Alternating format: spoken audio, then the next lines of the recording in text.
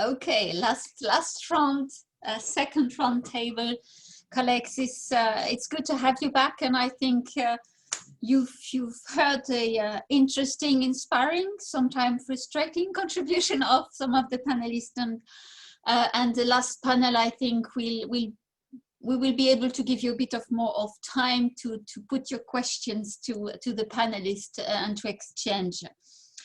We welcome for the second roundtable, which is dedicated to more democracy at work, is clearly the title of these sessions, and that we definitely need more democracy at work. We will welcome Gabi Bischoff back with us. Thanks, Gabi, to be with us again today. And I recall for members, you're part of the S&D group and you are the rapporteurs at the European Parliament on the forthcoming report on information consultation participation.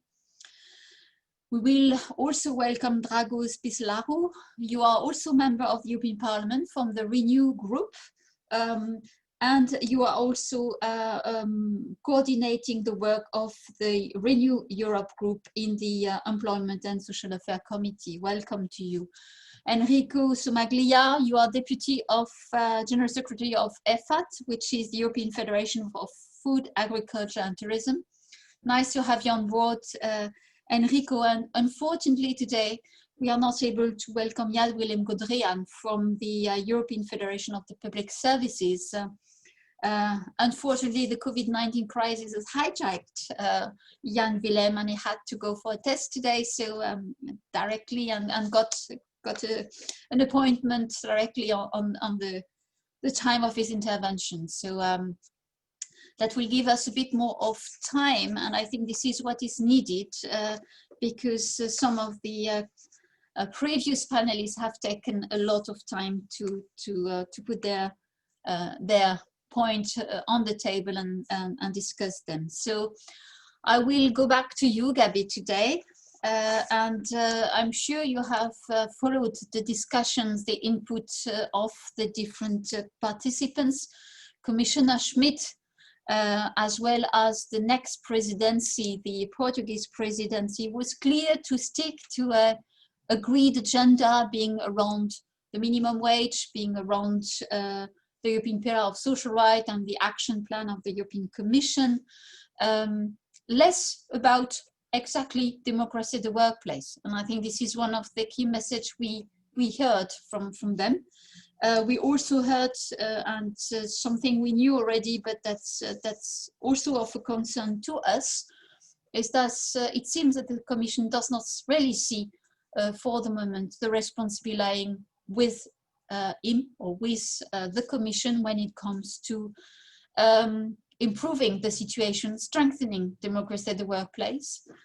We understood that there is no appetite for a change in legislations, being the change in the European Works Council Recast Directive, or even for a further project in terms of information consultation participation. This is the state of play for the moment. We went up to a participant, Livia, from the European transport sector, saying, we are ready to go in the street, we are ready to demonstrate if you don't really hear us, and I think, or take us and our concern into consideration. I think this is also something we have to bear in mind. So all of those new input in the discussion, I would say, how do you think the European Parliament, you, but also the other groups, will seize this momentum, this opportunity for a real change? Because we need to have a real change and to strengthen democracy at the workplace and to push for an effective exercise of the right of information consultation and participation, not just for the European Works Council, but also for the European Works Council. We have been advocating for concrete changes. We have put them on the table, but we have to have another relay, so to say, and how far do you think the European Parliament will play by the rules and will push for more? Gabi, you have the floor. Ja, vielen herzlichen Dank. Ja, ich habe das verfolgt. Muito also meine obrigada. erste Sim, acompanhei o debate. ist immer erstmal zu sagen, also gab es schon mal jemals wirklich einen großen Appetit auf Seiten der Politik, tatsächlich dieses Thema anzugehen. Da würde ich sagen, diese Krise, wir hatten alle viele Pläne und eine große Agenda, was wir im Sommer und im Herbst machen wollten. Und wir haben gesehen, dass mit einem Streich so eine Pandemie alles anders ist. Und deshalb sollten wir auch in die Zukunft denken, also wirklich das, was uns da bevorstehen kann, antizipieren. Ich sehe das wirklich so, dass sich da eine Welle aufbaut. Wir haben die Kurzarbeit jetzt nochmal verlängert, aber das ist ja auch nicht endlos. Dass wir auch sehen, dass wir vor größeren Restrukturierungen in Unternehmen stehen und dass es für die Europäische Union immer gut ist, gut vorbereitet zu sein. Weil wenn die Welle dann ganz oben ist und bricht, dann schreien alle, ja, was macht Europa? Ist Europa da vorbereitet? Und deshalb haben wir als Europäisches Parlament tatsächlich auch in unserer Planung für das nächste Jahr das frühzeitig eingestellt. Und haben gesagt, wir müssen die Demokratie am Arbeitsplatz stärken und haben deshalb diesen Initiativbericht vorgesehen zu dem Thema, genauso wie auch die Initiativbericht zur Überarbeitung der Euro-Betriebsratregelung. Solange wir, das sage ich jetzt auch als stellvertretende AFCO-Vorsitzende, solange wir als Parlament nicht das Initiativrecht haben, dass wir solche Gesetzgebungsvorschläge wirklich verbindlich auf den Weg bringen, können wir das über die Initiativberichte machen und eben zusammen auch mit den Gewerkschaften politisches Momentum zu erzeugen. Nochmal weiter dafür. Da sind wir dabei. Ich habe das schon gesagt, dass wir in den Vorbereitungen sind für beide Initiativberichte, dass wir die direkt, hoffe ich, im neuen Jahr auch angehen können. Dass wir, und deshalb bin ich gelassen, aber ich denke, dass die Zeit da eigentlich für uns arbeitet. Wenn wir uns das angucken, dass wir versuchen, möglichst konkrete Vorschläge vorzulegen, dafür breite Mehrheiten auch zu finden. Deshalb ist die Debatte auch sehr gut, sowohl heute Morgen mit Dennis Radke, aber auch gleich mit Dragos und anderen, um zu gucken, können wir hier als Europäisches Parlament genug Bewegung da reinbringen, damit es dann auch tatsächlich zu Gesetzgebungsvorschlägen von Seiten der Kommission kommt. Ich bin da eigentlich nach wie vor optimistisch, aber würde doch gerne vielleicht auf das Angebot, was kam, dass man vielleicht auch stark mobilisieren muss, auch mal auf der Straße. Das würde ich auch nicht ausschließen, dass es Zeitpunkt gibt, wo das wirklich auch nötig sein wird.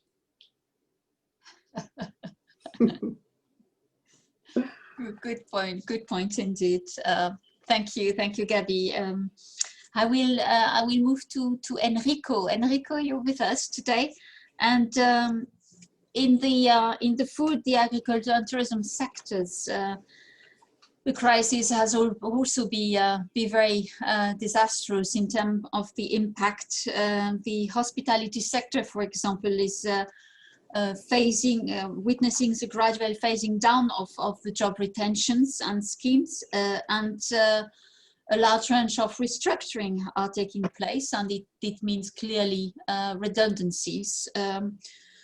We can mention a series of businesses, but I will leave it to you. I will leave it to you to give us a picture of what is happening in your sector, what you see coming up in terms of the next steps, the potential escalation of restructuring and leading to unemployment, so not being able to maintain employment, and where do you see the European Works Council's roles, where they can make the difference, and what would they need to make that difference? Enrico, you have the floor. Thank you, Isabel. Thank you very much. First of all, to you and your team, Lorenzo, Wolfgang, Niklas, Ezit, really for organizing this event, which is every year a great opportunity, I think, for all our members in European Works Council and for us really to take stock of the level of democracy at work and really to develop our position and our demands vis-a-vis policymakers. And this year, yes, this conference takes place in very strange circumstances. As been said already, we are in the middle of a global pandemic with the European Union plunged into the deepest recession of its history, and really millions of workers that have already lost their jobs or that are on temporary unemployment. So you asked me a question concerning my sectors. Yes, you are right. The crisis has strongly affected our sectors. In a different way, I would say. In the food and the agriculture sector, you know, these two sectors have been considered essential. And we had, so they kept working, the workers in those sectors keep their activities, despite the fact that employers were not ensuring sometimes enough protection to safeguard their health and safety. And we know we have major scandals in the meat sector, but also in the agriculture sectors, in terms of COVID-19 outbreaks. And then in the tourism sector, well, the situation there is really catastrophic.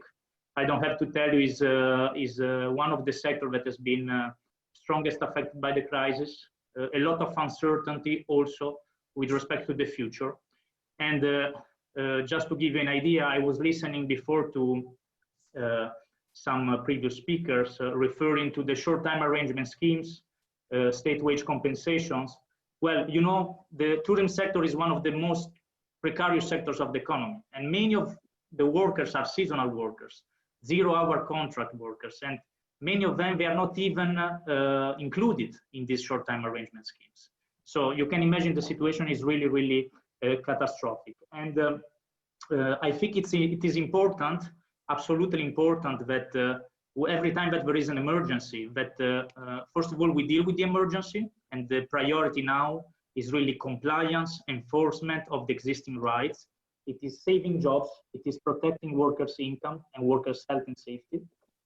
But every crisis is also an opportunity always really to take stock if the tools that we have at our disposal to deal in a responsible way with the crisis are sufficient, are fit for purpose. And I think this is not the case.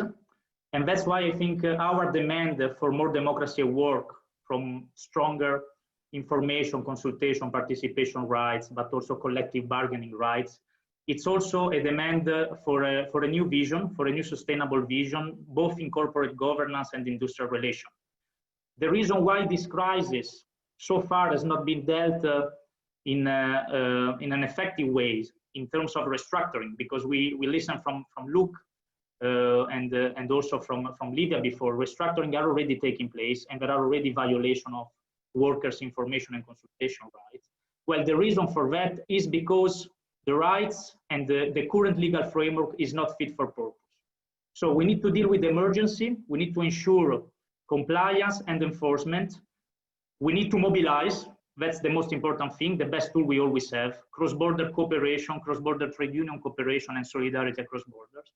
But we also need to work towards policymakers and legislators to improve the current legal framework. And this means also revising the European Works Council Directive. Now, again, to come back to your question, in the experience that we are currently facing, again, I come back, for example, to the tourism sector, to the hospitality sector, where we are already having a lot of restructuring processes, indeed because of the gradual phasing out to a certain extent of the short-time arrangement schemes. What we can see, what we can certainly say is that when, in case democracy at work would have been respected in those restructuring processes, for sure workers representative trade unions would have been able to mitigate in a much better manner with the impact of the crisis. This is the first thing. So making sure that really the negative impact of the crisis, of the restructuring of the job losses is really mitigated in a more forward-looking way. But a second reason why we need more rights, we need to strengthen information and consultation and participation rights, it's really because it's not only a matter of dealing with restructuring processes, with dealing with jobs losses, etc., but it's also a matter of having a more forward-looking strategy. I mean, this is also something that we always claim in European Works Council. We have to deal with the destruction of jobs, but we also need to be involved in the future, in the decision of companies when it comes to the future, when it comes to the strategy, when it comes to the vision. At the end of the day, it is also this. And what we really need now is that those rights are complied and those rights are really enforced. Because what we are experiencing at the moment is that the respect for information and consultation and participation rights is not happening. We are experiencing that workers are presented with a fait accompli, as Luke said before that. We are experiencing situations where sometimes COVID-19 is not considered by company management as a transnational matter. Also, this is happening. So we talk about a global pandemic that is not considered as a transnational matter. So that's why when things goes wrong, when employers do not stick to their responsibilities, then it's up to policymakers and to legislators really to act. And our call is towards, first of all, government, national governments, that need to act immediately to make sure that there is compliance and enforcement on information, consultation, and participation rights. But it's also especially a call to the European Commission. I totally agree with you. It seems again that democracy at work is not in the agenda. And this is really not acceptable. This is really not acceptable. So what we demand to the European Commission are basically two things. The first thing is to put pressure on government to ensure really compliance and to make sure, and also, if needed, really to launch infringing procedures. But then we also need to insist on the fact that the current legal framework needs to be updated. If you think about the European Works Council Directive, this was from 2009. In the meanwhile, the world has changed completely. Companies are taking decisions much rapidly than before. And we are still there that information, consultation, and participation rights, it is not in the agenda. This is an attitude that has started with the Barroso Commission, and it's a pity that Jan Willem is not there, because he can tell certainly a lot about the refusal at that time of the European Commission to extend erga omnes, the general framework for informing and consulting civil servants, this European framework agreement that they had reached with their social partners. But then, I mean, our demands for the revision of the EWC directive has always been not taken into account by the Commission. So this is the time really to act. This is the time also for the European Parliament to take up its responsibility to put pressure also on the Commission, and we know we can rely on Gabi and on our allies in the Parliament. But then I want to reiterate the last point, and the last point is again to us as EWC Work Council member, trade union members, etc. We need again to keep in mind that nothing is given for granted. Cross-border cooperation, solidarity is always the best tool that we have, and we really need to mobilize. It's important. We need to mobilize at national level, but also at European level. Experience shows that when we do it, we are successful. Thank you.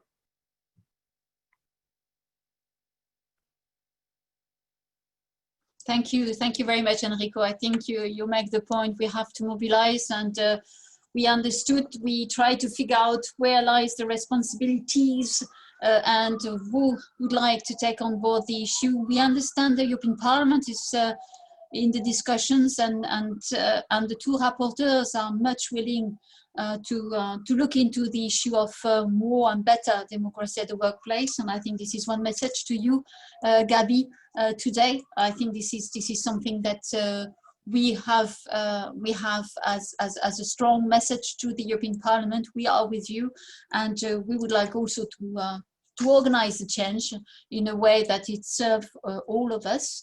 But clearly we also have to mobilize ourselves, and this is a good point. That is also in this spirit that that we have organized this conference today as a kind of joining again together, making a kind of state of play of the situations given the new dimension of the COVID-19 crisis, but also to organize the next steps and the step forward, clearly in terms of the mobilization of the practitioners and the trade unions around them.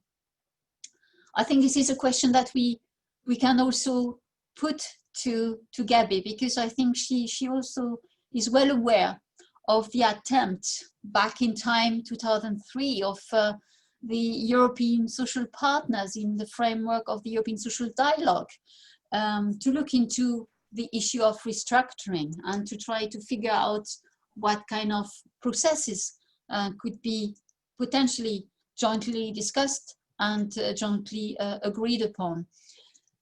This could also be one of the avenues, but clearly we would have to have some prerequisite to go to that and to take that avenue. Here I think this is also something that we could ask you, Gabi, what are for you the prerequisites necessary to go on with this topic and to make it more, to incentivize much more the actors around the table, because we understand clearly that it's easy to push the responsibility in the other kind of actors' remit and not to look into what we can do.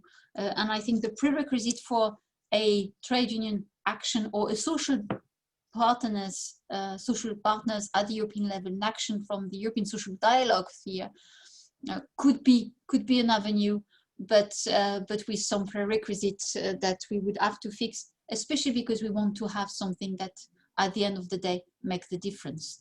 What would you see, or how would you see this approach?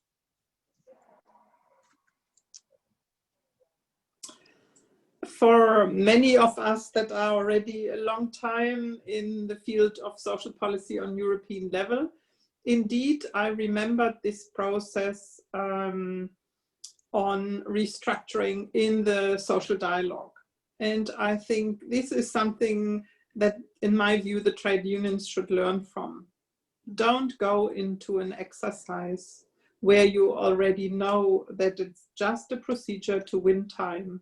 And we definitely don't have to go down the lines again that we need a lot of studies. I mean, remember, there were workshops, I participated in some, there were studies, there were debates, and when you look at the outcome of this initiative, it was nothing, and it did not lead to anything. And I think it would be good to see which social partners, especially on sectoral level, would be willing and interested in real down-to-earth recommendations for restructuring. Because I think the wave I'm talking about we are facing will be severe. Yeah. And we can already see, also it was mentioned by Enrico, that the solutions we did so far with short-term work schemes already excluded a lot of employees, and especially the one that are in precarious jobs. It excluded also, and I have to say, I'm really, really frightening when I see the new data on youth unemployment in Europe. And this will further increase. So to see if there is a willingness really for support here, because I also think that this crisis will threaten not only workers, but also a lot of small companies. And to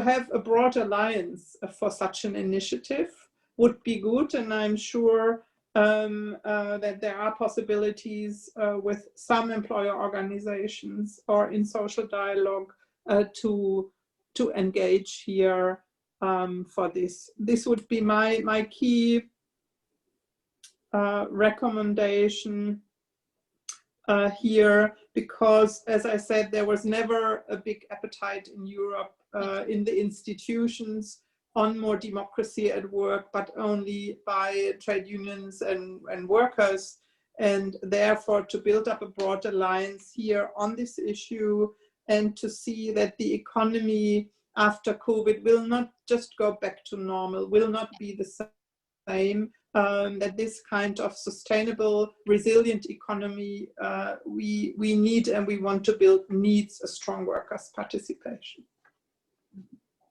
Thank you, Gabby. I think it's indeed more concrete sectoral recommendations that really speak and solve some of the issues at stake. I think this is one dimension. The other one is, of course, the mobilization, and that we have to set our own agenda and not being led by procedures that at the end of the day will deliver little in comparison to the challenges we face.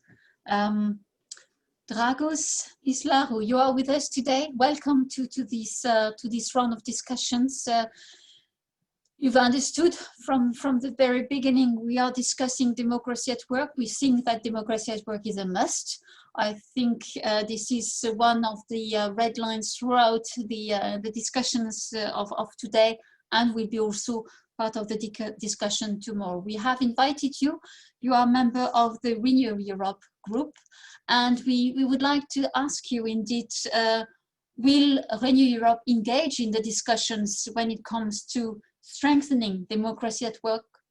And we will look into here 2 dimensions, of course, in terms of the timing coming up, and tabling report is the European Works Council Recast Directive, its review. And we heard Dennis Radke will be the rapporteur. We have with us today Gabi, who is the rapporteur on the next report concerning a new framework for information, consultation, participation. In the room, you have European Works Council's member, more than 200 of them, listening to you, listening to also the contribution of the other panelists, looking for answers to their very concrete concerns and problems that they are facing on a daily basis, because exactly democracy at work does not work as well as it should for many reasons. Some of them is because the existing legislation is not clear enough, and it's not specific enough, and it's not transposed in the way it should be. And potentially the issue of the sanctions are not deterrent enough to prevent or to incentivize businesses to comply. So what is your take on that? We are much interested to have your views on that, well knowing that the European Parliament is one of the key actors when it comes to democracy. Thank you very much, Isabel. Tough questions, tough times, let's put it this way. And thank you very much for the invite. I will start from where Gabi actually was ending her part. She said that we need indeed a broader alliance. And I know that, usually we have this, stereotypes, dividing left and right and workers versus employers. I believe that it's time to renew that, honestly. And the presence of Dennis here, my presence here, together with Gabi and all the other colleagues, are showing that you can actually have a cross-partisan approach when it comes to, very important things related to, the way we work, the way we live, and we should not have stereotypes. And again, we should act together. We are actually maybe having different views on the topic, but what is actually crucially important is that you will always find, in Renew Europe or in EPP or in other places that are not considered, let's say the close allies of workers. You will find people that will resonate with these messages based on their experience. I was the Minister of Labor in Romania a couple of years ago in 2016, and I had hundreds of hours of discussions with trade unions. I understand the importance of social dialogue, and I understand the importance of industrial relations. These are crucial aspects of our society. And you will find in me and in my group an ally on all the topics that can come up with proper solutions to the realities that we are facing. So that's the intro. Now let's go to the very direct and concrete questions that you were putting there. Now, I'm actually the coordinator of Renew Europe in the Employment Committee, and I also have this honor and pleasure to represent my group in the trade union intergroup. And actually, just to explain that it's not about just talking, it's about walking the talk as well.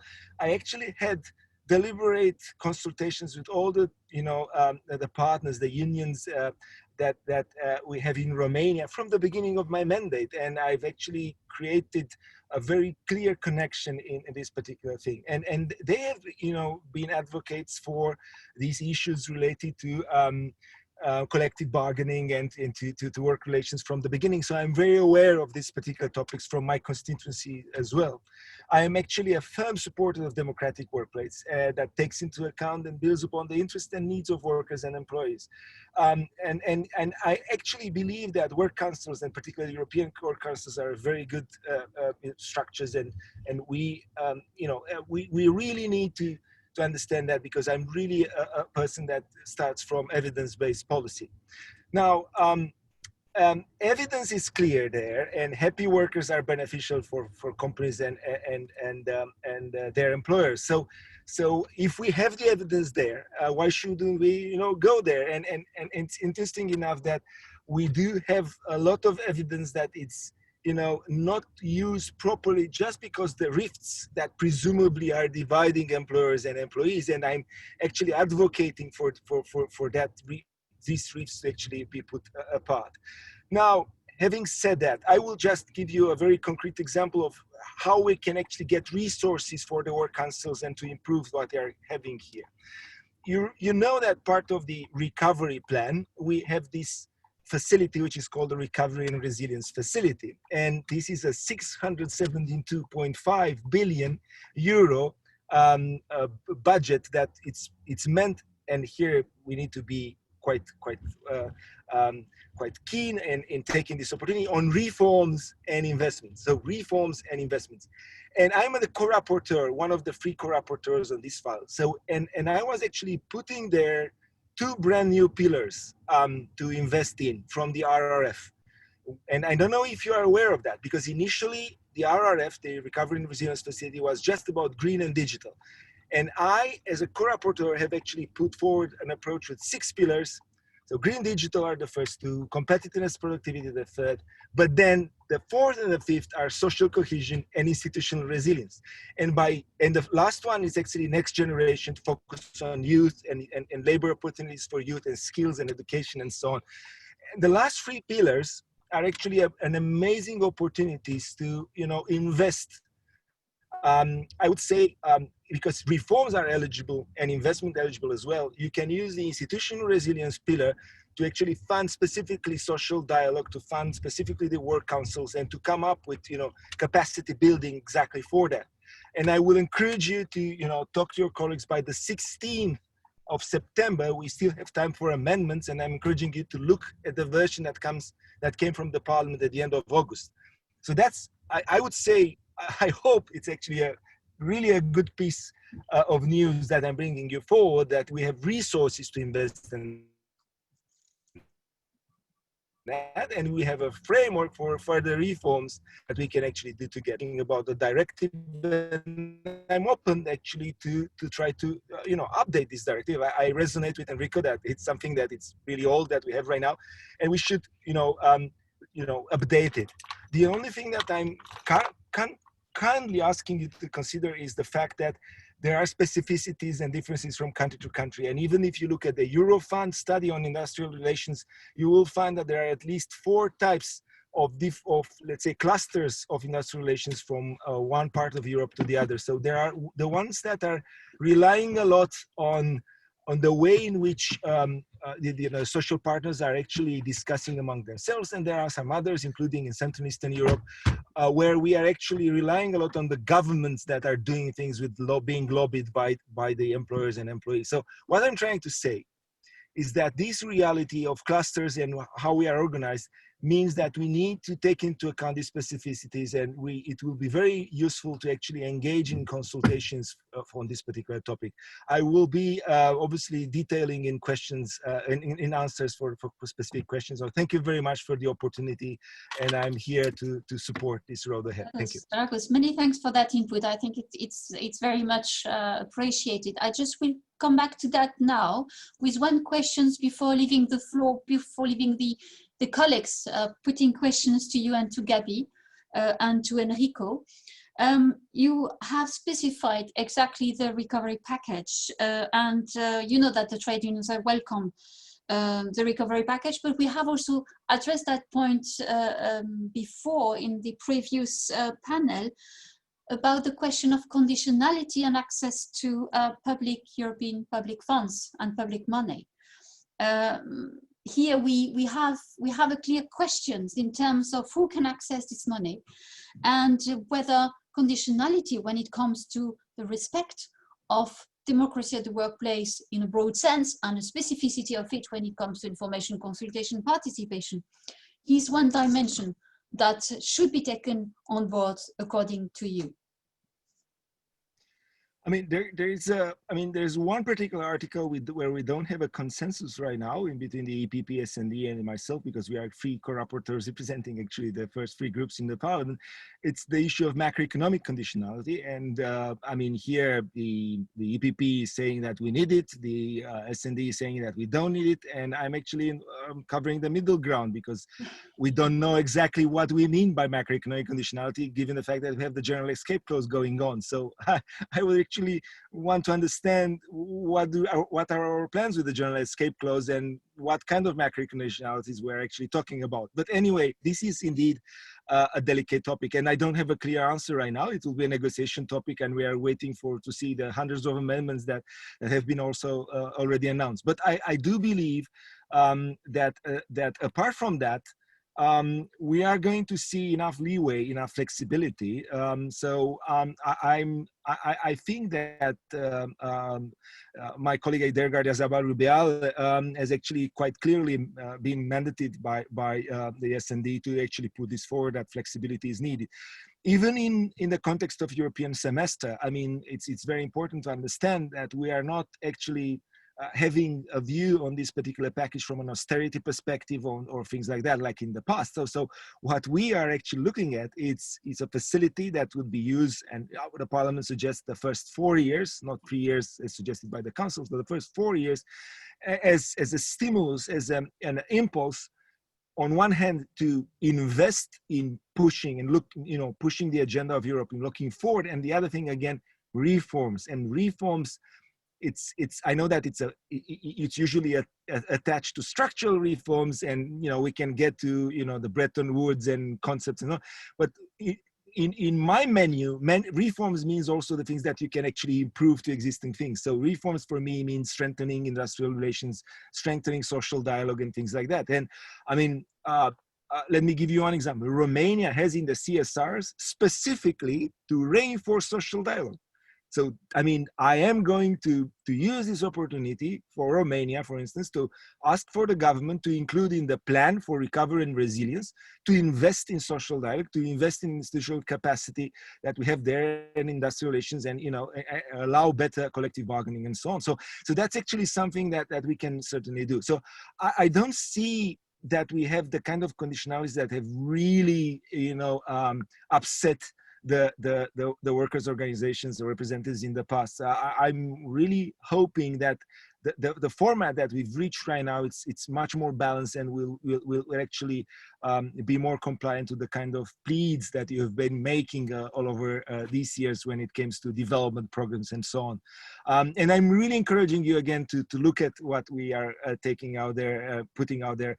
Again, a pillar on social cohesion and a pillar on institutional resilience, doubled by a focus on the young generation, children and youth. I really believe that we are going in the right direction here, and I'm advocating with passionate about it. And I think that it has a direct link to the agenda that we are talking right now, because we don't need just a lobby to change a legislation. We also need resources to invest in improving these kind of things and give a particular trend to this type of changes that and updates that we want to put forward.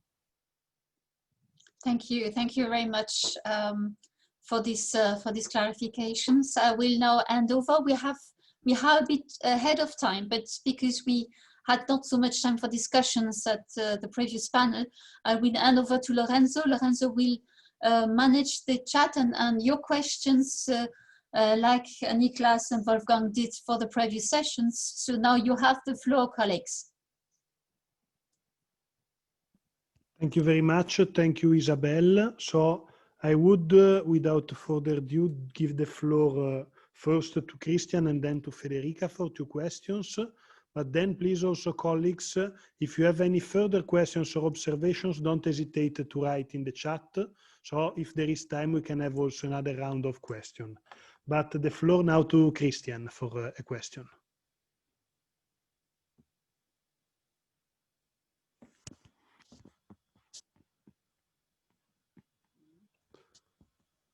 Okay, so perhaps we can start with Federica and then we see with the Christian. Federica, up to you.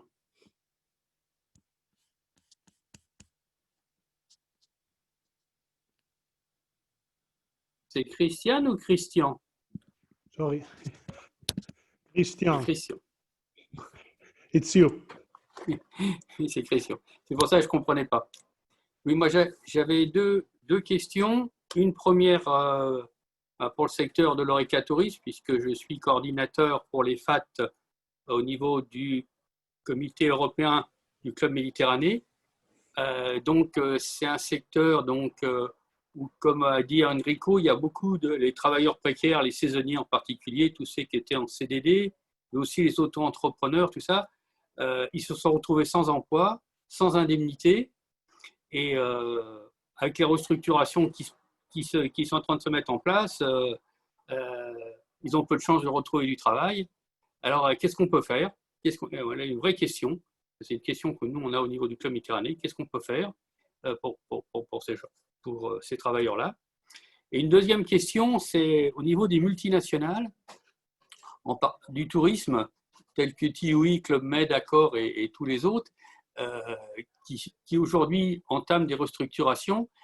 Quel peut être le rôle des comités d'entreprise européens pour que ça ne soit pas les travailleurs du pays du siège qui se défendent contre ceux des autres pays. Donc voilà, c'est une difficulté dans laquelle on peut être, puisque les directions ont tendance des fois à avoir un dialogue social, mais qu'avec ceux du pays du siège social, en oubliant que c'est une multinationale, donc ça concerne plusieurs régions. Donc voilà, c'est un peu des questions un peu sectorielles, mais sur lesquelles j'aimerais bien avoir le point de vue en particulier d'Enrico. Merci. Thank you very much. And now up to Federica. Sì, buongiorno, mi sentite? Perfetto. Ok.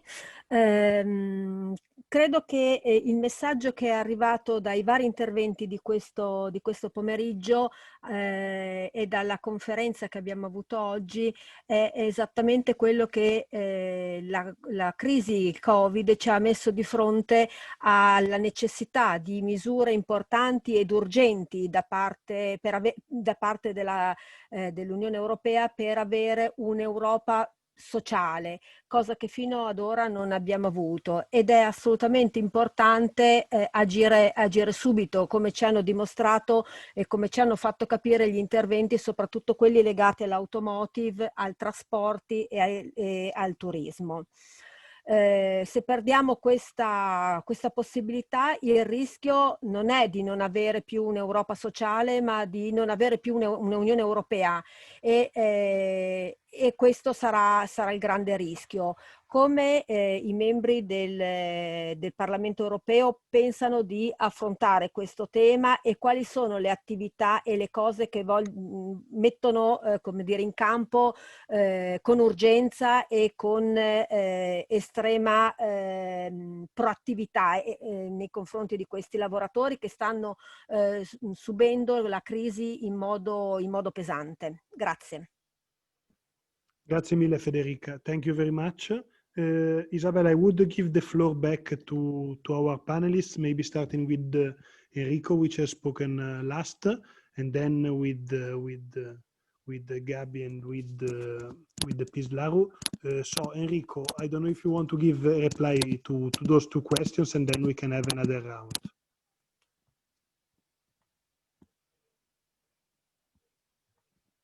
Thank you, Lorenzo, and thanks to Christian and Federica for their questions. I would like to start first of all by saying that Christian is totally right. He gave a clear picture of the situation in the hospitality sector.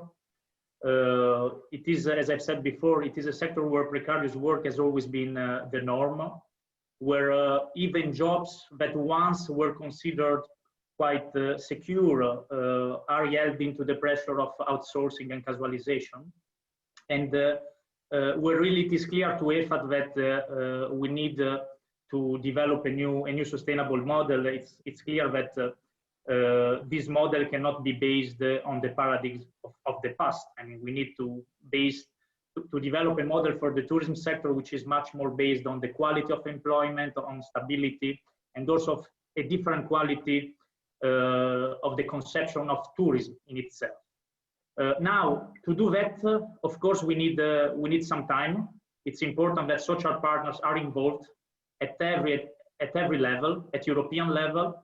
We had finally a response from the European Commission because the tourism sector is not really in the core competencies of the European Union, but after the beginning of the pandemic, the European Commission came up with a tourism package. This is a beginning of something, and social partners, EFFAT in this case, has to be fully involved in the development of this new vision. But also in the short term, and answering to Christian's response, it's really important that all precarious workers on zero-hour contract, workers on seasonal employment, that, as I've said, many of them have been excluded by short-time arrangement schemes and other form of state wage compensation, are included in these schemes. This is absolutely important, and it's important that there are some clear guidelines also from the European Commission when it comes to the SURE mechanism, to make clear that we need to include also precarious workers, as also the ETUC has said in several occasions, into the short-time arrangement schemes and the form of state wage compensation. Then, of course, when it comes to certain very precarious form of employment, like zero-hour contract, for example, with the Transparent and Predictable Working Condition Directive, in the past, we tried to abolish this kind of forms at European level. It was impossible, not possibly. Hopefully, we will have other occasion, and as you know, our demands in this respect are clear, and also in this respect we will have to increase the pressure, but it cannot only be at the European level, of course, but also we need really pressure at national level on policymakers as well.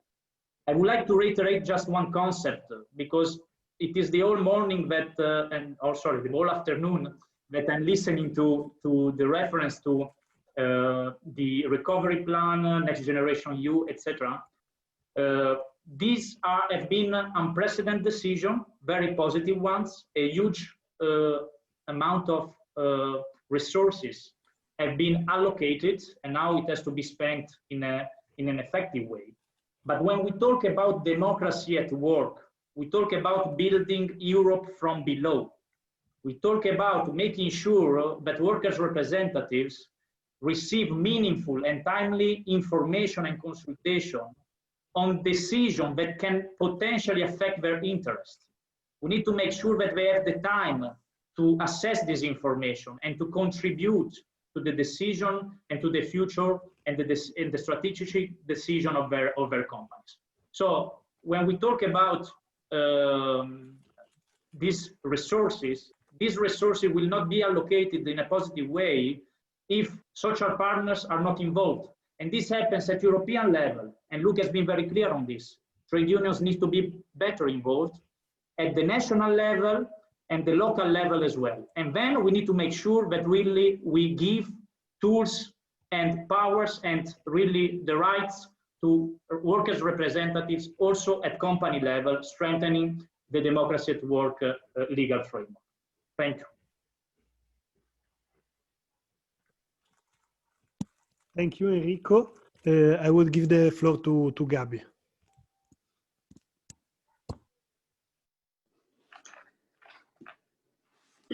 Ja, ich will dazu ergänzen, in der Tat, was Enrico gesagt hat, dass wir die Schlussfolgerungen aus dieser Pandemie ziehen sollen in Bezug auf prekäre Arbeitsbedingungen und Arbeitsverhältnisse. Wir haben hier gesehen, dass bei der Kurzarbeit in der Tat ganz viele Gruppen von Beschäftigten, nämlich solche, die befristete Verträge haben, das sind oft junge Leute, dass viele Saisonarbeitnehmer etc. davon nicht erfasst werden und dass man hier besondere Lösungen finden muss. Ich glaube aber, dass die Krise tiefer geht und dass sich in einigen Sektoren es einen grundsätzlichen Wandel geben wird. Da sehe ich den Tourismus und Verkehr und es wird natürlich nur funktionieren, wenn man diesen Wandel tatsächlich auch unter Einbeziehung der Vertreter der Beschäftigten auch hinbekommt. Ich möchte ein Beispiel nennen, was wir versucht haben als Parlament und weiter versuchen im Moment als S&D-Fraktion ist, wir haben ja eine Resolution gemacht, wo wir infolge der Pandemie nochmal aufgegriffen haben, was kann man tun zur Verbesserung der Situation von Saisonarbeitnehmern. Wir haben die schrecklichen Fälle gesehen von Ausbeutung, von wirklich gesundheitlichen Risiken, die zum Beispiel in der Landwirtschaft ausgesetzt waren. Und wir diskutieren auch in Rücksprache mit EFFAT gerade den Vorschlag zu sagen, ähnlich wie beim Vergaberecht, wenn jemand öffentliche Mittel wie die Landwirtschaftsfonds bekommt, dann brauchen wir in den Conditionalities tatsächlich verbindlich, dass sie sich sowohl an Tarifverträge halten müssen, als auch an nationales, europäisches wie internationales Arbeits- und Sozialrecht. Und dass, wenn sie das nicht tun, sie mit Sanktionen rechnen müssen. Das ist so ein bisschen wie in der Debatte heute Morgen. Wenn man will, dass es nicht zu einfach ist, sich nicht an bestehendes Recht zu halten. Und wenn man keine großen Sanktionen befürchten muss, dann wird sich nichts ändern. Und ich glaube, dass wir das auch in anderen Bereichen so weiterdenken und entwickeln muss. Ich glaube, dass, wenn wir uns die Situation in bestimmten Branchen angucken, dass eine sehr, sehr schwierige Phase für die Euro-Betriebsräte geben wird. Christian hat das ja angesprochen. Da steckt auch viel politischer Sprengstoff drin. Dann, wenn wir es wirklich in einigen Sektoren mit großen Entlassungswellen zu tun haben werden und der Frage auch der sozialen Gestaltung davon, dass das sehr schwierig wird. Und es zeigt eben nochmal, dass wir die Instrumente, die wir haben, wirklich auch schnell verbessern müssen, weil sie schon unter normalen Bedingungen an ihre Grenzen kommen und unter so besonderen Bedingungen wie so einer Covid-Krise und einer Pandemie ganz besonders. Also deshalb auf der einen Seite Weiterregelungen, was auch Einschränkungen prekärer Beschäftigung anbelangt, was wirklich finanzielle Unterstützung und Maßnahmen für bestimmte Beschäftigtengruppen anguckt. Also Jugendarbeitslosigkeit, wenn ich mir die Daten angucke, dann weiß ich, dass ich auch mit einer verbesserten Jugendgarantie das Problem nicht löse. Ich kann mir gerade angucken, auch wenn ich nach Deutschland gucke, wie viele Jugendliche keinen Ausbildungsplatz finden werden jetzt etc. Also da müssen wir auch auf europäischer Ebene nochmal stärker nachsteuern und eben nochmal on top besondere Programme und Initiativen vorsehen für diese besonders beschäftigten Gruppen. Und den letzten Punkt, den ich noch machen wollte, ist, dass wir auch jetzt sehen, der Tourismus ist ja angesprochen, dass wir wirklich ein Problem haben, wenn bestimmte Regionen fast komplett von einem Sektor wie dem Tourismus abhängen, dass man auch hier gucken muss, was eine Diversifizierung anbelangt, weil das eben auch für die Beschäftigten und für die Region enorme Risiken birgt.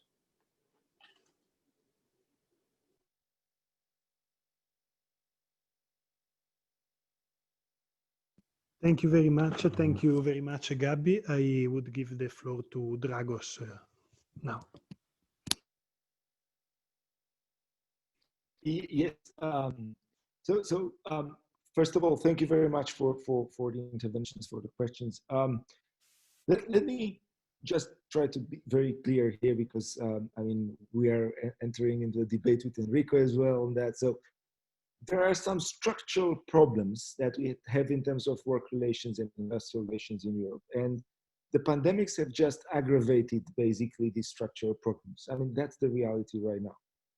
Now, Gabi has actually mentioned, and indeed the English translation was not working. I just want to underline myself, for instance, the work that we've done in the Parliament for the cross-border and seasonal workers, especially for the agricultural workers before the summer. And I was actually the coordinator of that particular resolution, and I've actually drafted it. So I'm really glad that we can actually do things exactly on this particular purpose. We knew that there were problems with cross-border workers before, but we used the momentum in the pandemic to actually address it and, you know, sending a political message. And after that, Nicola Schmid came with the commission with guidelines, and right now Minister Heil in Germany put that on the top of the agenda. So I advise right now, especially for the two sectors that we've been talking about, tourism and transport, is, you know, to use the momentum actually to create you know, pressure nationally and at the European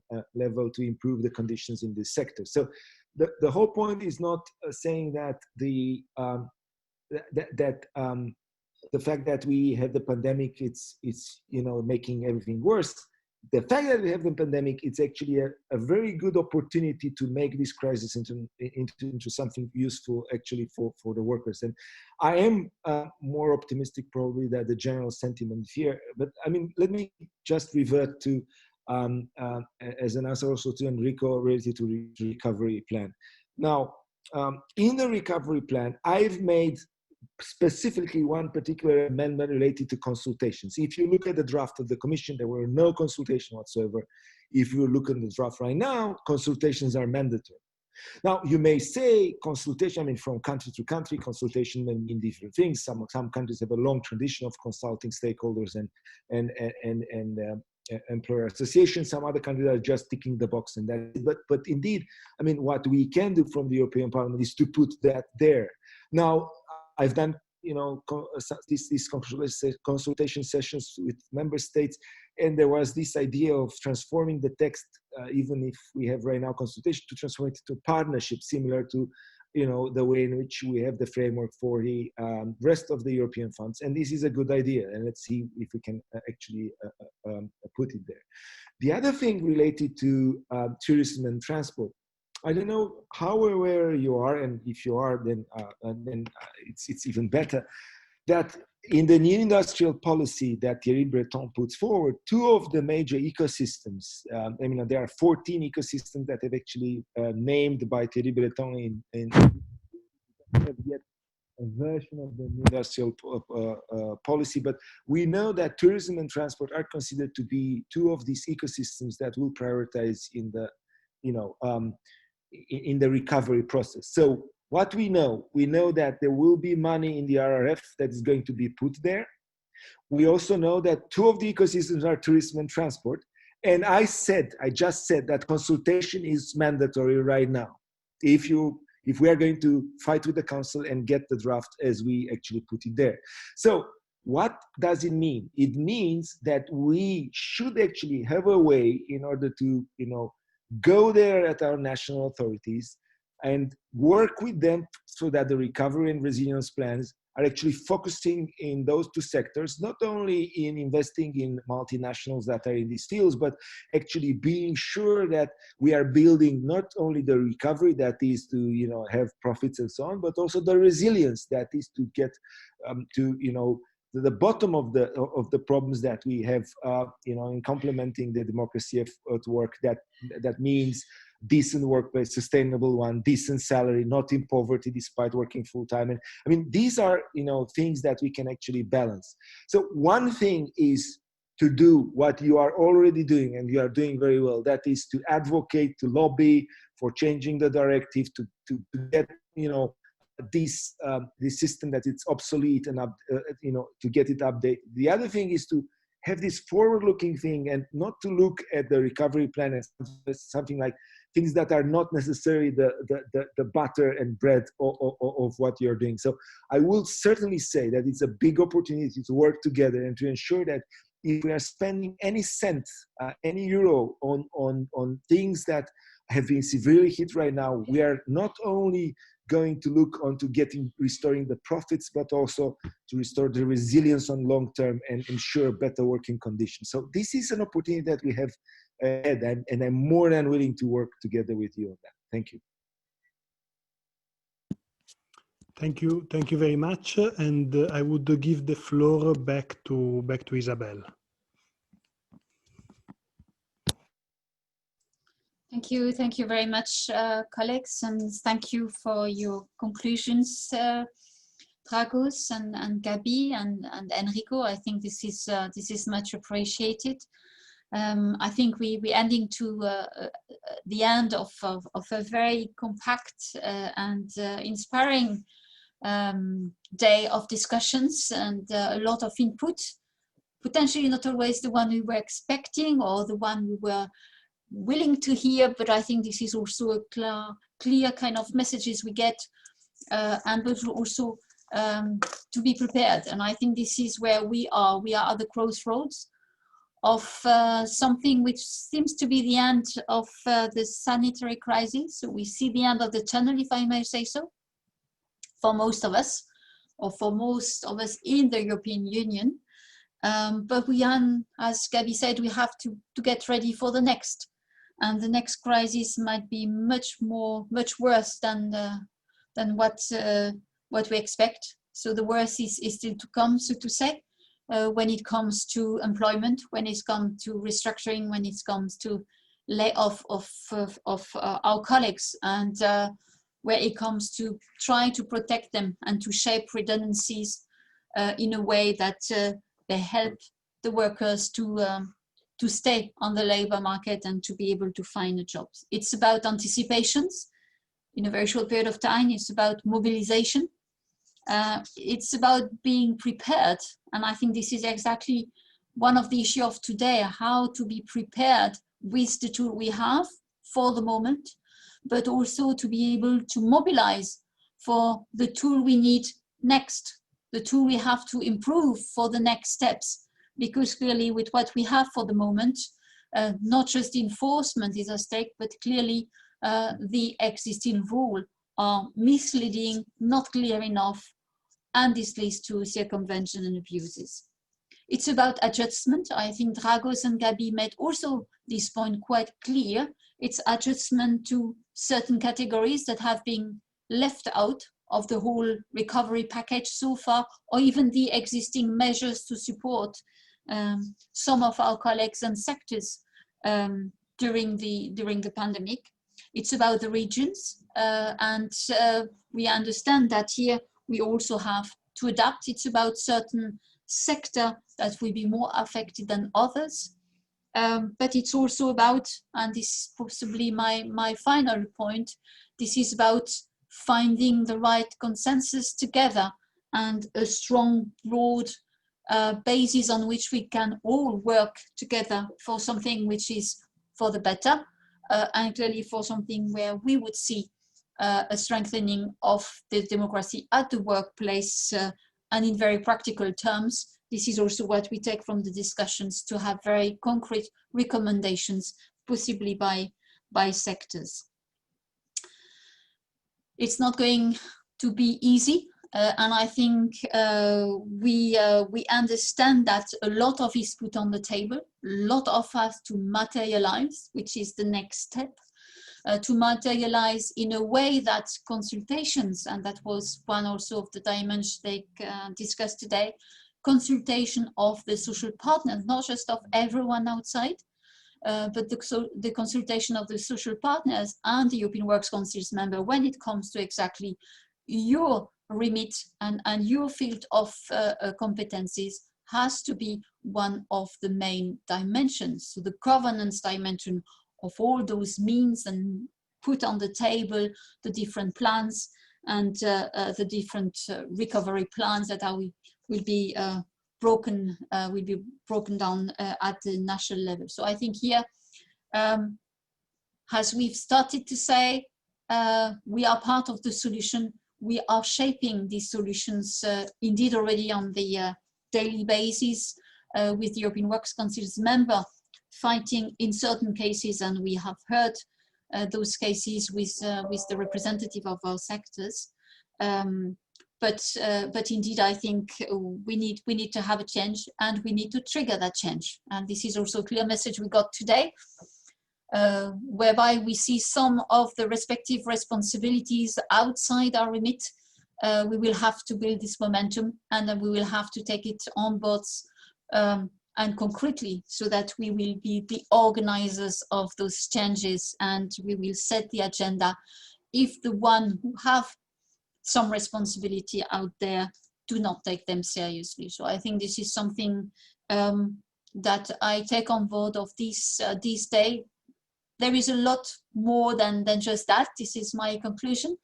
And the conclusions that will also be taken on board tomorrow. Tomorrow, this is a day which is really dedicated to support you, to support the European Works Council's member in different workshops we have organized on the basis of your demand and on the basis of the questions we have received. This is how we start mobilizations, or we keep on mobilizing to empower, to equip you with what you need on the basis of what we have. But clearly, we are also working in very close cooperation with the European Parliament and with the presidency, the German presidency, to make sure that this momentum will be kept and will be developed throughout the different initiatives, being the different reports on board, but be also the initiative of the different council presidencies on that issue or related issues. I would like to thank you very much for your very active participation. I'm sorry for the little hiccups in the techniques. And I would also like to thank you, thank the interpreters today. I think they've done a very good job. Thank you for that. It has been a huge support for us. I would like to mention that tomorrow you can get online with the same link as today. So you just reuse the same link as today to join us tomorrow morning. And I think I will stop here and wish you all a nice evening. Rest a bit, because tomorrow it's also a hard day of work for all of us, but I'm sure you will enjoy it and you will it will be a nice way to convene again, to meet again, and to discuss in more concrete terms what we need and how to go about that. Thanks a lot to all of you. Take good care of yourselves, and we keep in any case in touch. Okay? Bye-bye. Thank you very much. Okay, bye-bye. Bye-bye. Thank you very much, all of you. Bye. Debate. Bye. Thank you. Thank you for the invite, and have a good conference. Thank you. Bye. Bye. Thank you so much. Very interesting.